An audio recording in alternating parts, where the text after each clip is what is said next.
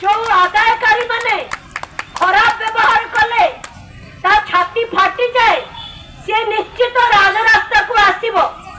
संख्या जहा हेई थाउ ना काहीकि आपण माने माइक्रो फाइनान्स ऋण कोण पई करिसथि।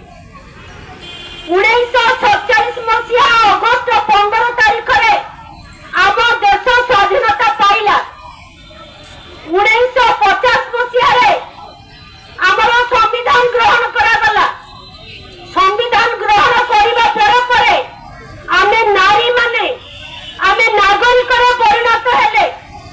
आमे जो माने घरे काम करूचे राति 2 ରୁ 3 ରୁ 4 ରୁ उठी पूरी राति 11-12 पर्यंत घरे काम करूचे बाहर काम करूचे आम पेट पुरुनी बोली आमे माइक्रो फाइनान्स ऋण नवा पाई बाध्य होचे। एया तो ना नहीं भूल कथा। आमे एइथ पाई बाध्य होचे।